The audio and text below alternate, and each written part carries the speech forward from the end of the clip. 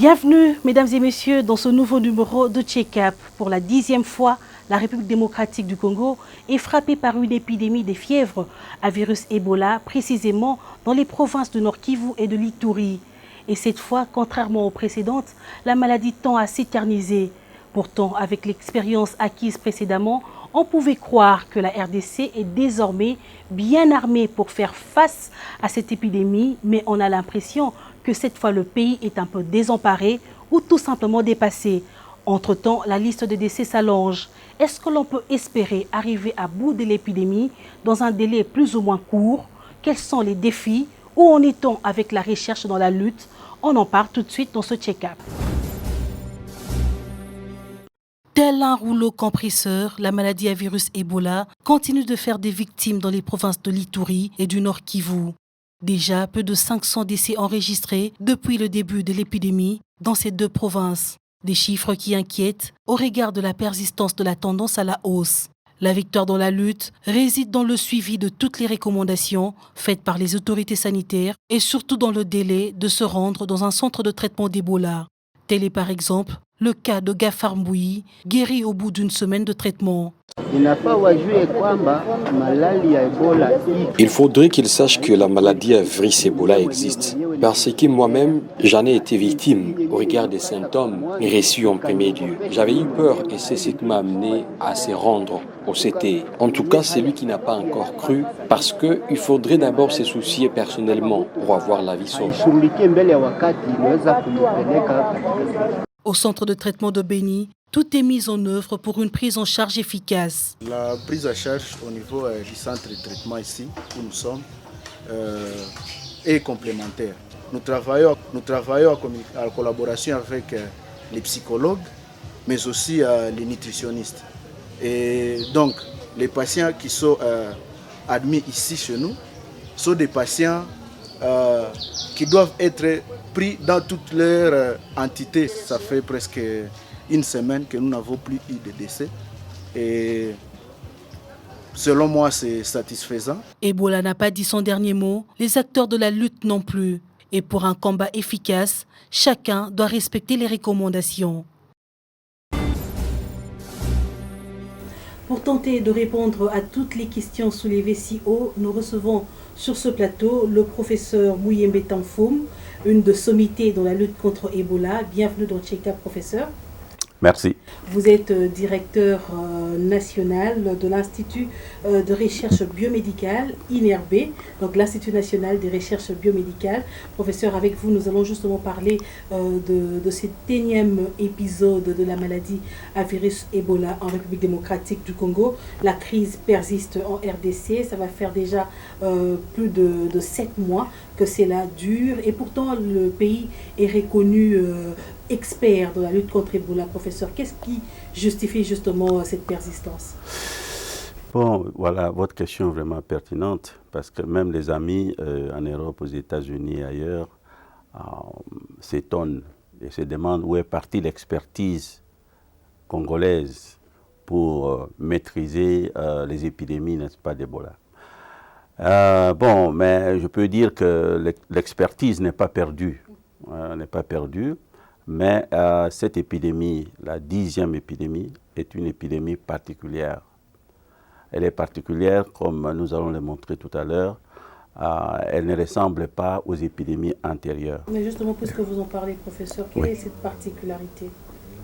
Bon, la particularité, c'est que d'abord, cette épidémie survient dans une province à laquelle vraiment on ne s'attendait pas. Donc, c'est au nord du pays et loin des foyers habituels, c'est-à-dire au centre du pays, donc les Bandundu, les Kasaï, et puis au nord du pays, c'est-à-dire l'Équateur et la province orientale. Et cette fois-ci, ça a apparu vraiment au nord et c'était une surprise pour les autorités médicales, n'est-ce pas, de cette province. Donc, elle n'était pas préparée. Et le deuxième facteur, si vous voulez, c'est l'insécurité. L'insécurité permanente qui qui règne, n'est-ce pas, dans cette province. Donc, le Béni, c'est vraiment le foyer de criminalité, le foyer, n'est-ce pas, des rebelles qui circulent là-bas. Et un autre facteur, c'est que c'est une province de très haute densité humaine. Donc là-bas, la circulation est intense. Ce n'est pas comme ce que nous voyons dans l'Équateur, où l'épidémie survient dans une région vraiment reculée, enclavée. Et ici, c'est là où il y a vraiment une densité forte, n'est-ce pas, et une grande circulation, n'est-ce pas, des populations. Docteur, vous dites que c'était une surprise. Certes, on peut comprendre ça comme une surprise, mais aujourd'hui, 6 mois après, qu'est-ce qui est fait pour pouvoir justement contourner tout ce problème? Bon, disons que nous avons organisé, donc le ministère de la Santé a vraiment organisé la riposte comme d'habitude, vous voyez. Et on a mis les ressources nécessaires. Et il y a eu une intervention internationale coordonnée par l'OMS, n'est-ce pas, et tous nos partenaires, MSF, Alima, UNICEF, et dont la plupart de tout ce monde qui lutte contre Ebola est sur place. Et en plus de ça, en plus donc des méthodes traditionnelles que nous utilisons, donc les mesures de santé publique simples que nous utilisons pour lutter contre cette épidémie, règles d'hygiène, rompre la chaîne de transmission, isolement des malades, l'engagement de la population, n'est-ce pas, des communautés, etc. Ces mesures ne suffisent plus. Et on a introduit de nouveaux outils qu'on a développés dernièrement et qu'on a testés lors de l'épidémie de l'Afrique de l'Ouest, notamment donc la vaccination avec un vaccin, bien qu'il ne soit pas encore homologué. Et ces vaccins, à mon avis, se montrent efficaces sur le terrain. Donc, malgré l'introduction de ces vaccins, malgré également un autre outil que nous avons maintenant, c'est les traitements. Les traitements, on utilise de nouvelles molécules pour traiter les malades qui sont hospitalisés. Malgré que nous avons mis sur place l'Institut national de recherche biomédicale INRB. Sur place, nous avons mis 7 laboratoires qui fonctionnent à Béni, à Katoa, à Mangina, à Butembo, donc à Goma. Il y a 7 laboratoires qui fonctionnent pour faciliter donc les diagnostics, pour faciliter la détection et pour la prise en charge, n'est-ce pas, des malades. Donc malgré tout ça, nous sentons que le virus nous échappe. Nous sentons que cette épidémie nous échappe. Et je pense, oui. Vous êtes un expert justement dans la lutte contre Ebola en République démocratique du Congo. Cela est reconnu. Vous dites que la maladie vous échappe quand même. Quelles sont les failles que vous décelez jusque-là? Bon, les failles, je crois que la première faille, c'est quoi? C'est l'insécurité. C'est l'insécurité dans ce sens que nos équipes ne parviennent pas, n'est-ce pas, à atteindre, à faire les suivis des contacts. Certains contacts s'en vont, n'est-ce pas, dans les zones, n'est-ce pas, d'insécurité, et ce qui fait que les équipes ne peuvent pas atteindre ces lieux-là. Et puis, j'ai l'impression qu'il n'y a pas vraiment une collaboration, une coopération, n'est-ce pas, de la communauté. Je ne sais pas, peut-être on ne se rend pas compte de l'impact de cette maladie-là. Donc, il y a des communautés qui cachent les malades, ou bien qui ne reconnaissent pas, qui ne veulent pas connaître cette maladie, l'existence de cette maladie, pour faire intervenir, n'est-ce pas, les équipes, n'est-ce pas, de lutte. Donc, je pense que c'est là la grande difficulté. Et maintenant, la maladie est en train donc de progresser vers Goma, qui est donc un centre très important, un carrefour, vers Kinshasa, vers le Rwanda, et ainsi de suite. Donc c'est là notre grande crainte.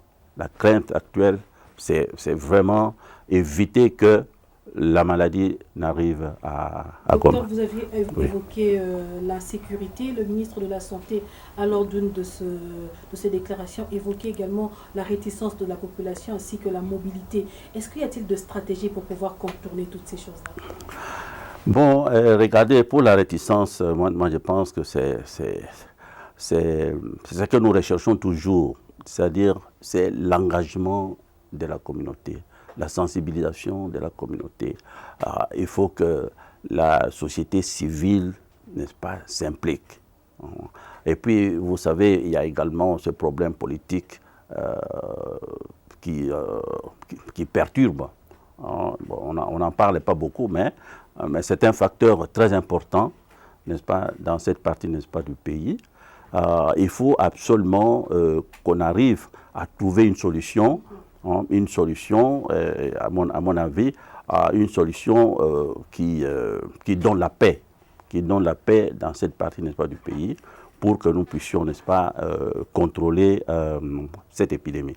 Parce que, je vous dis, on a utilisé tous les moyens biologiques, toutes les ressources qu'il faut pour maîtriser cette épidémie. Mais comme je vous dis, elle nous échappe encore.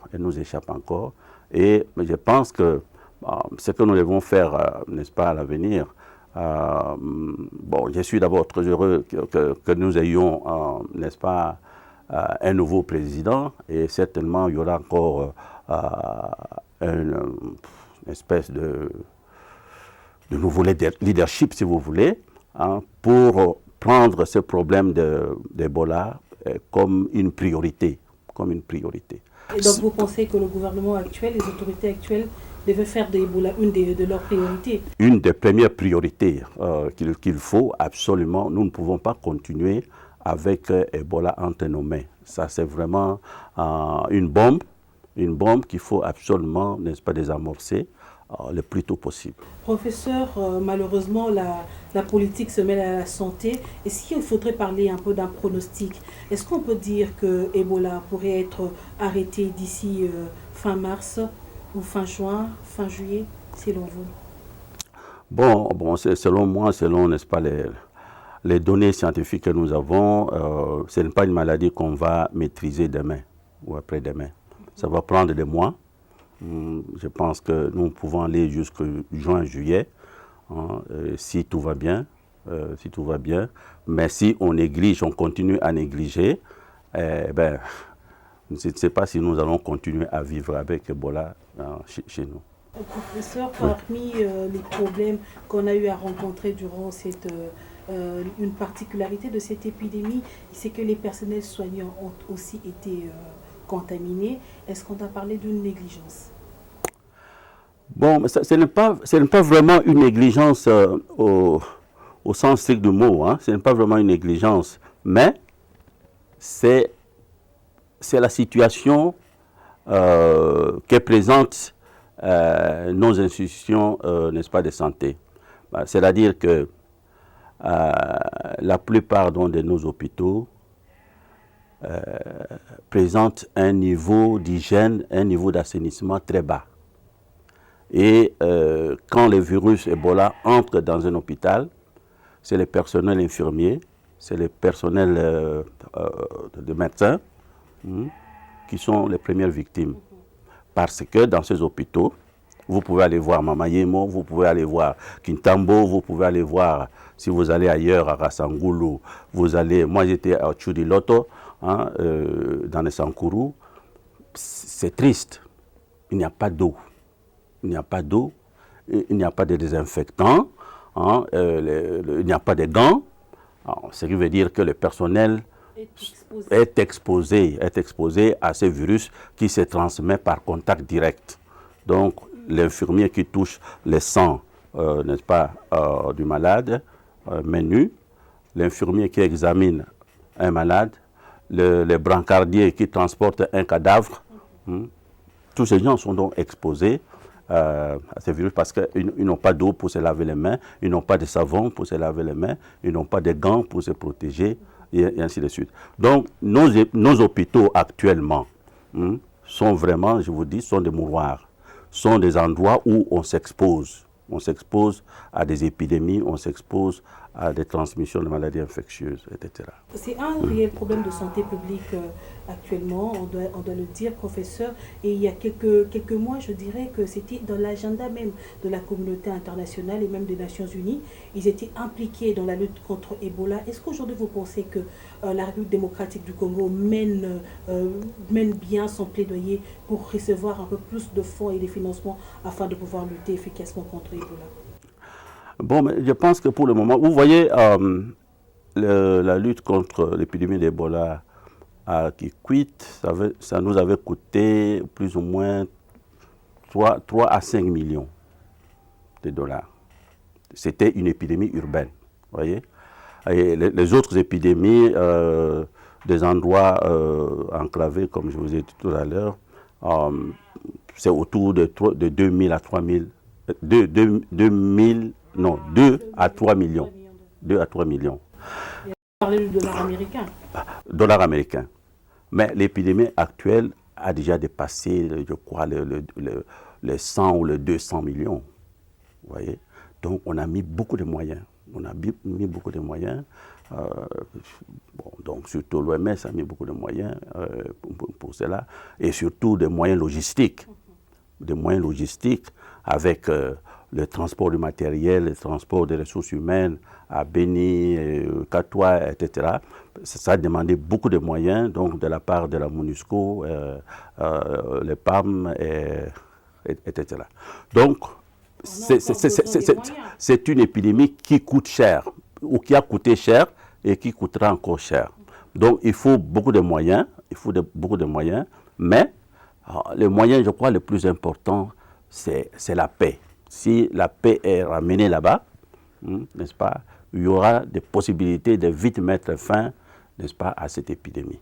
Parce que les experts qui sont sur le terrain pourront vraiment travailler en toute sécurité pour suivre les cas qui sont dans la forêt, qui sont dans les villages, qui sont en toute sécurité, vous voyez. C'est simplement la sécurité qui nous manque. La sécurité qui nous manque pour, n'est-ce pas, maîtriser cette épidémie. Mais si on laisse durer, n'est-ce pas, cette situation, nous aurons un impact très négatif, d'abord sur l'économie et également sur la santé, pas seulement la santé de la population en RDC, mais également dans les pays voisins. Mais donc pour le moment, cette maladie reste encore une priorité, n'est-ce pas, nationale.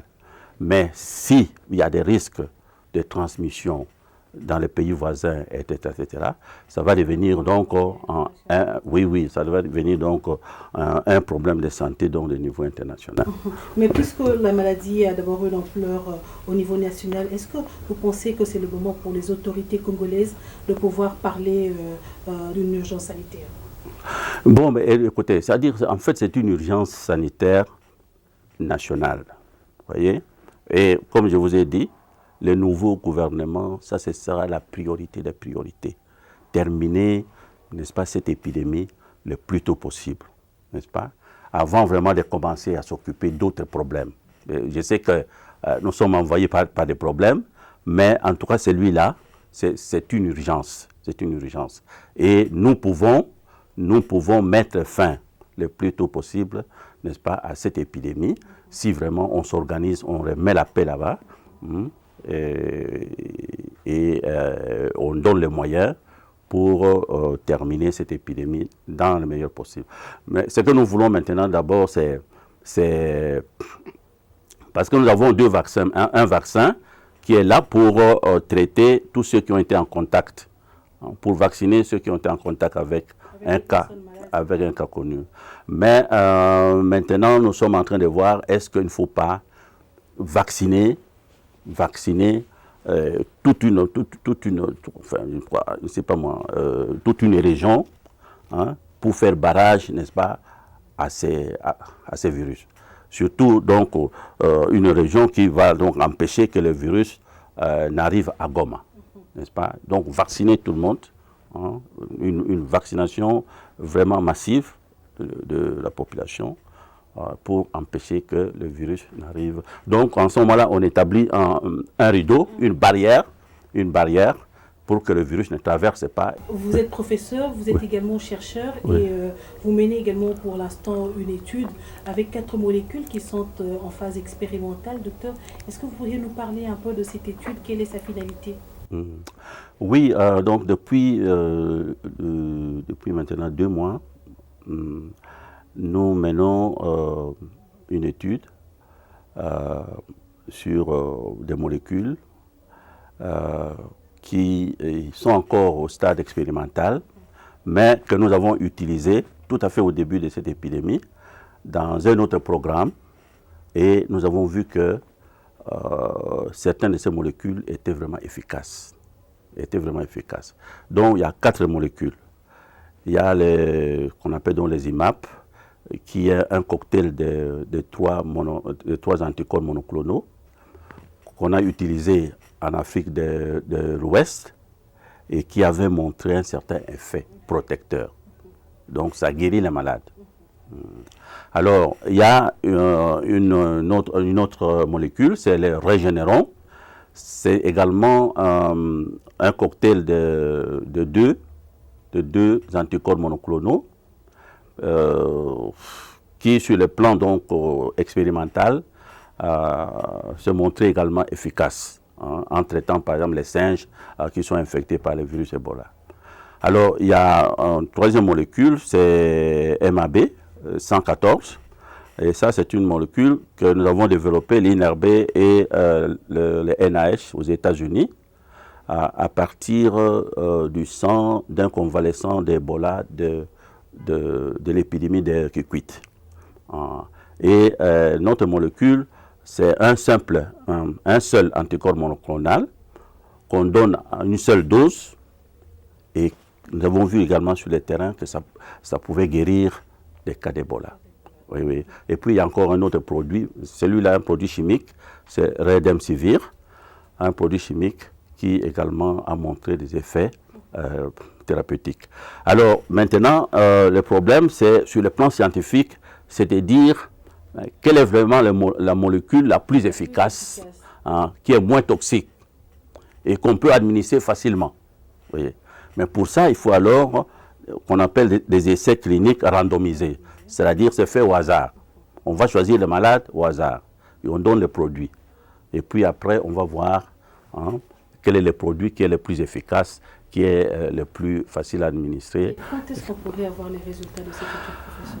Bon, d'après les statisticiens qui sont entrés dans le jeu, parce que c'est vraiment très complexe. Il y a les statisticiens, il y a les hommes du comité éthique, il y a le comité de régulation nationale.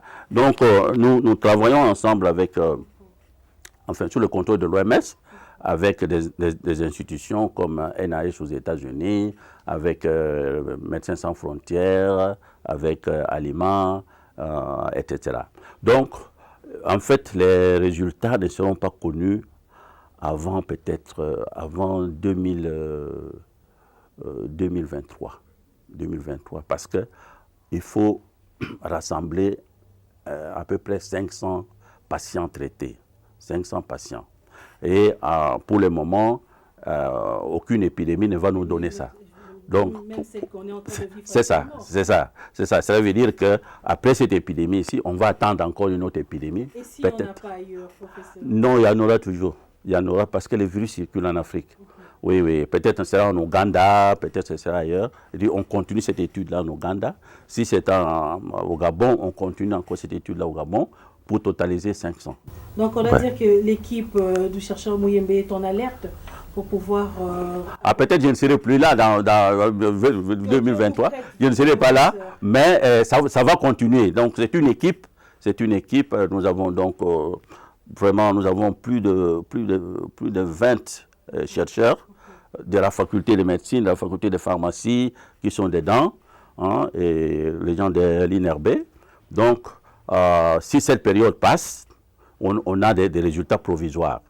Et puis, on attend une autre épidémie et on continue ainsi de suite. Professeur, je Voilà. reviens à la situation que l'on vit dans le Nord Kivu et pourquoi pas au Ituri. Aujourd'hui, on parle déjà de plus de 400 décès. Qu'est-ce que l'on peut mettre en branle pour pouvoir booster justement cette épidémie, la riposte? Si aujourd'hui on vous demandait un conseil. Bon, mais si on me demande, on demande le conseil, d'abord, il faut d'abord améliorer les conditions politiques là-bas. Le problème, c'est un problème politique. Ramener la non, il faut d'abord ramener la paix. Ramener la paix là-bas, de façon définitive. Pour ramener la paix, et puis on renforce les équipes, c'est-à-dire il faut des ressources humaines. Pour le moment, franchement, nous disons que les ressources humaines qui sont là, sur le terrain, c'est depuis 3 mois, 4 mois, 5 mois, ils sont fatigués. Il faut refaire les équipes, n'est-ce pas, et donner les moyens. Donner les moyens, d'abord, le gouvernement donne des moyens, et les partenaires donnent les moyens, et puis mettre une bonne coordination. Il faut une coordination des équipes qui se relaient, une bonne coordination par les gens qui connaissent Ebola, qui ont déjà fait preuve, n'est-ce pas, de lutte contre Ebola, n'est-ce pas? Vous les mettez là-bas, et puis vraiment la coordination c'est très important, et puis enfin c'est l'engagement de la communauté, la sensibilisation de la communauté. Et il faut que des réticences finissent, que les gens comprennent que Ebola c'est un danger pour les familles, pour les enfants, pour les femmes enceintes, pour les femmes allaitantes, n'est-ce pas? Et là, alors, n'est-ce pas, nous mettons en place donc les traitements, comme je vous ai dit là, les traitements qui fait que la mortalité va diminuer. Les gens vont avoir, la communauté aura confiance pour envoyer les malades à l'hôpital, parce qu'on sait que la plupart de ces malades seront guéris pour rentrer dans la communauté. Et enfin, donc, comme je vous ai dit, faire continuer la vaccination en ceinture, avec les vaccins que nous avons maintenant, et puis introduire un autre vaccin pour vacciner la population, la population qui fait écran entre la zone infectée actuellement, donc Béni, et la zone non infectée qui est Goma. Voilà. Depuis la première épidémie en République démocratique du Congo, si je ne me trompe pas, c'était en 1976. Oui. Jusqu'aujourd'hui 2019, est-ce qu'on doit dire que vos équipes sont suffisamment formées pour riposter? Mais nous pouvons dire qu'après 10 ans, disons après 10 épidémies, donc 40 ans de lutte, nous avons quand même développé une certaine expertise. L'expertise est là. Et d'abord, nous avons acquis une grande expérience, et puis nous avons développé une grande expertise. Et vous savez que lors de l'épidémie de 2014 en Afrique de l'Ouest, la RDC avait envoyé plus de 100 experts qui sont partis en Guinée. Les laboratoires Kaplan, les laboratoires français Kaplan, à Conakry, étaient dirigés par les experts, n'est-ce pas, de l'INRB. Ils ont fait 2 ans là-bas. Donc l'expertise, il y en a. Il y en a. Et c'est les gens de l'INRB qui ont formé les Guinéens là-bas. Et maintenant, donc... Ce paradoxe-là nous embrouille, on est perdu. La population risque de commencer à banaliser ce problème d'Ebola.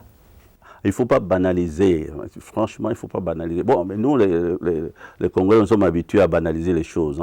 Mais avec Ebola, on ne badine pas. On ne badine pas. Comme je vous ai dit, vraiment, nous avons eu un changement de leadership à la tête du pays. Eh bien, je pense que la première urgence de son gouvernement, c'est dire Ebola, ça suffit. Nous arrêtons.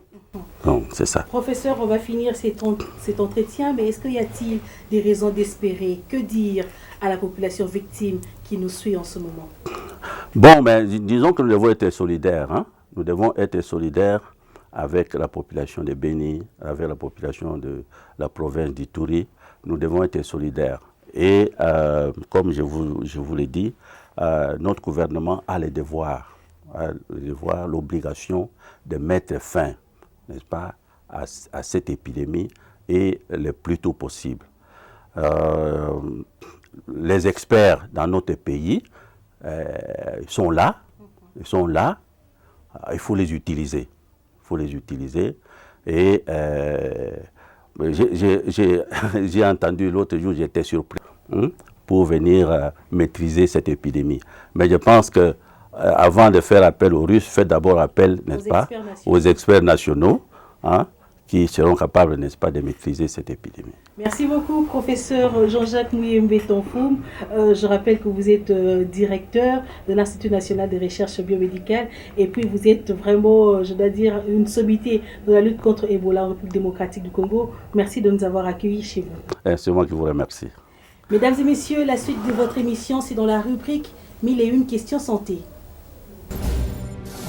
Quelques règles d'hygiène à respecter afin d'éviter de contracter Ebola. Le respect scrupuleux des règles d'hygiène, manger et boire propre, être propre, c'est laver les mains au savon avant de manger et après avoir été aux toilettes. Éviter les voies de contamination, sueur, salive, sang, urine, sperme de sujets malades. Limiter les contacts avec les personnes suspectes, informer les services sanitaires habituels ou d'urgence immédiatement, assurer la salubrité en désinfectant au chlore les toilettes publiques, les mosquées, les églises, les marchés, les bars, les restaurants, hôtels, centres médicaux et tout autre lieu public. Et voilà, ce check-up est fini. Je vous retrouve prochainement sur Bio1 Télévision.